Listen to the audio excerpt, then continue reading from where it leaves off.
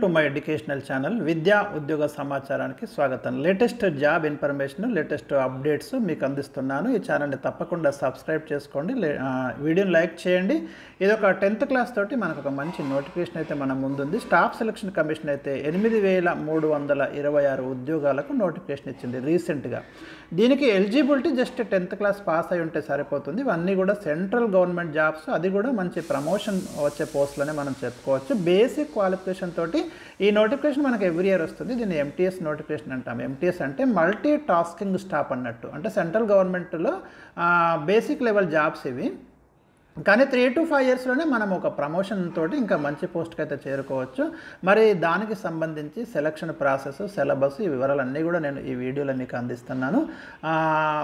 కేంద్ర ప్రభుత్వ సంస్థల్లో ఖాళీగా ఉన్నటువంటి పోస్టుల భర్తీకి staff selection commission multi tasking staff notification 2024 release చేసింది.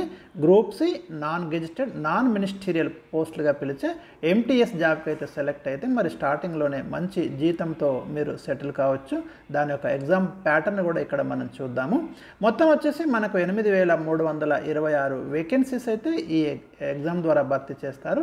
జస్ట్ 10th క్లాస్ ఉంటే సరిపోతుంది. కొంచెం కాంపిటీషన్ ఎక్కువగా ఉన్నప్పటికీ మీరు ఒక ప్లాన్ ప్రకారం ప్రిపేర్ అయితే డెఫినెట్గా మీరు రీచ్ కావచ్చు. 90 డేస్ టైం కనుక మీకు ఉంది అనుకుంటే మీరు ఒక్కొక్క సబ్జెక్ట్కి 20 రోజుల చొప్పున తీసుకుంటే ఇంకా 10 డేస్ మీకు మిగిలి ఉంటాయి. 10 డేస్ మీరు మోడల్ పేపర్స్ ప్రాక్టీస్ చేయడము, రివిజన్ చేయడము, ఇది కనుక చేస్తే డెఫినెట్గా మీరు రిజల్ట్స్ అయితే మీ ఫేవర్గా ఎక్స్పెక్ట్ చేసుకోవచ్చు. ఇక శాలరీస్, డ్యూటీస్ విషయానికి వస్తే మీకు పనిచేసే ప్రదేశాన్ని బట్టి MTS అభ్యర్థులు ప్రారంభంలోనే ఒక మంచి శాలరీ తీసుకోవచ్చు. మీకు తెలుగు రాష్ట్రాలలో కూడా ఈ ఉద్యోగాలు ఉంటాయి. అక్కడ ఆప్షన్ ఇచ్చుకొని మీకు మెరిట్లో ఉంటే అక్కడ కూడా మీకు అంటే జాబ్ వచ్చే అవకాశాలు ఉంటాయి. మొదటి 3 years కాలంలోనే మీకు ఫస్ట్ ప్రమోషన్ అయితే తీసుకునే అవకాశం ఉంటుంది. పనితీరు ఆధారంగా 5 ఏళ్లలో మీకు 3 నుంచి 4 ప్రమోషన్లు అయితే రావడం అనేది జరుగుతుంది. ఇక సిలబస్ కనుక చూస్తే ఇందులో ఇంగ్లీష్ లాంగ్వేజ్ ఉందండి. ఇంగ్లీష్ లాంగ్వేజ్ అంటే బేసిక్ లెవెల్ మీకు 10th క్లాస్ స్థాయిలోనే మిమ్మల్ని టెస్ట్ చేసేలాగా ప్రశ్నలు అయితే ఉంటాయి. సాధారణంగా అన్ని ఎగ్జామ్స్లో ఉండే గ్రామరే ఇక్కడ కూడా ఉంటుంది, కొత్త గ్రామర్ ఏమి ఉండదు. ఒక స్టాండర్డ్ గ్రామర్ బుక్ తీసుకొని మీరు ప్రతిరోజు ఇంగ్లీష్ గ్రామర్ని ప్రాక్టీస్ చేయండి. డెఫినెట్గా మీరు దాని మీద పట్టు అయితే సాధించవచ్చు. అదేవిధంగా జనరల్ ఇంటెలిజెన్స్ అండ్ రీజనింగ్ మనకు ఈ విభాగంలో వచ్చేసి మనకి మామూలుగా మ్యాథమెటిక్స్ అంటే రీజనింగ్ రిలేటెడ్ ప్రశ్నలు, నాన్ వెర్బల్ రీజనింగ్ నుంచి క్వశ్చన్స్ ఉంటాయి. అంటే సిమిలారిటీస్ అండ్ డిఫరెన్సెస్ కానివ్వండి, space visualisation, problem solving, analysis, judgment, decision making, visual memory, discriminating observation, relationships concepts, figure classification, arithmetical number series, ఈ ఏరియాస్ నుంచి అయితే మీకు క్వశ్చన్స్ ఉంటాయి. మీకు ప్రాక్టీస్తో ఇక్కడ మ్యాక్సిమం స్కోర్ చేయొచ్చు. మీరు డైలీ ప్రాక్టీస్ చేస్తే ఇది నాన్ మ్యాథ్స్ స్టూడెంట్స్ కూడా పెద్ద కష్టమైన విభాగం అయితే కాదు. ఎవరైనా దీంట్లో మంచి మార్క్స్ సంపాదించుకోవచ్చు. RS అగర్వాల్ రీజనింగ్ పుస్తకంతో పాటు ఇంకా SSC previous question papers maximum practice చేయండి.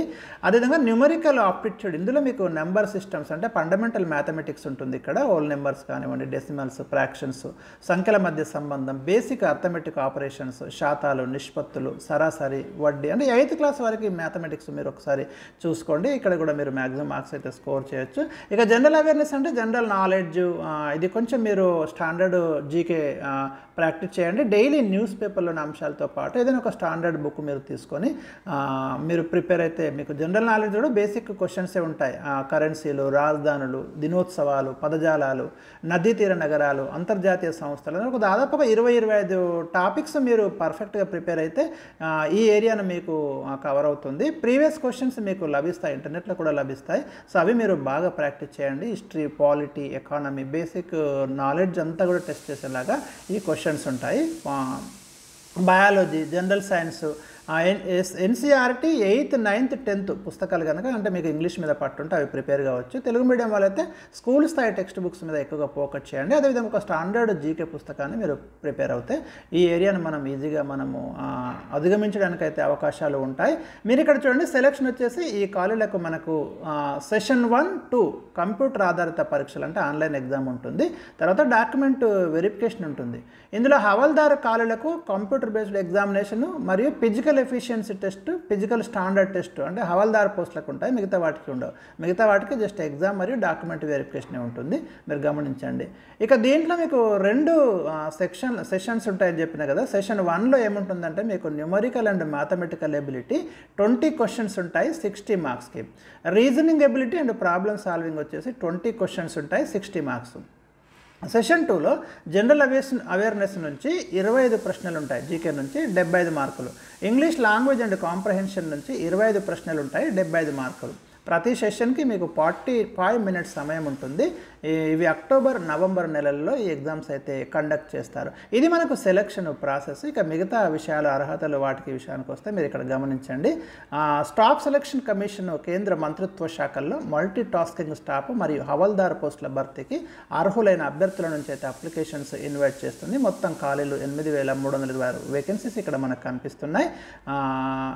దీంట్లో మీకు ఒక్కసారి గమనించండి, 4,887 అదేవిధంగా హవల్దారు మరియు 3,439 పోస్టులు. అంటే దీంట్లో మీకు group C, non gazetted, non ministerial ఇవన్నీ కూడా కలిసి ఉన్నాయి. మీరు చూస్తే ఇక్కడ నాన్ టెక్నికల్ పోస్టులో multi tasking non technical staff group C, non gazetted, non ministerial 4,887 ఉన్నాయి. హవల్దార్ పోస్టులు వచ్చేసి మీకు 3,439 ఉన్నాయి. అంటే 2 కేటగిరీస్ ఉన్నాయి ఇక్కడ. ఇవేమో మీకు గ్రూప్ సిలో మీకు 4,887, హవల్దార్ పోస్టులు వచ్చేసి 3,439 పోస్టులు అయితే మీకు ఇక్కడ ఉన్నాయి. గుర్తింపు పొందిన బోర్డు నుంచి జస్ట్ 10th క్లాసు లేదా తత్సమాన అర్హత పరీక్ష ఉత్తీర్ణులై ఉండాలి. వయస్సు 1 ఆగస్టు 2024 నాటికి పోస్టులను అనుసరించి 18 నుంచి 25 సంవత్సరాలు లేదా 18 నుంచి 27 ఇయర్స్, అంటే ఒక్కొక్క పోస్టు కొంచెం డిఫరెంట్గా ఉంటుంది. ఎస్సీ ఎస్టీలకు 5 ఇయర్స్, ఓబీసీలకు 3 ఏళ్ళు, దివ్యాంగులకు 10 ఏళ్ళ సడలింపు అయితే ఉంటుంది. ఇక అర్హులైన అభ్యర్థులు ఆన్లైన్లో జూన్ 27 నుంచి జూలై 31 వరకు మీరు అప్లికేషన్ అయితే పెట్టుకోవచ్చు. అప్లికేషన్ ఫీజు వచ్చేసి జస్ట్ 100 రూపీస్ ఉంది. అది కూడా మీకు ఎస్సీ ఎస్టీ దివ్యాంగులు మాజీ సైనికులకు ఫీజు చెల్లింపు నుంచి ఎగ్జామ్షన్ కూడా ఉంది. ఇక పూర్తి వివరాలకు మీరు www.ssc.gov.in వెబ్సైట్లో సంప్రదించండి. సో ఇది ఈరోజు ఉన్నటువంటి ముఖ్యమైన జాబ్ నోటిఫికేషన్. ఇలాంటి లేటెస్ట్ జాబ్ నోటిఫికేషన్ మిస్ కాకుండా ఉండాలంటే ఛానల్ తప్పకుండా సబ్స్క్రైబ్ చేయండి, వీడియోను లైక్ చేయండి, షేర్ చేయండి.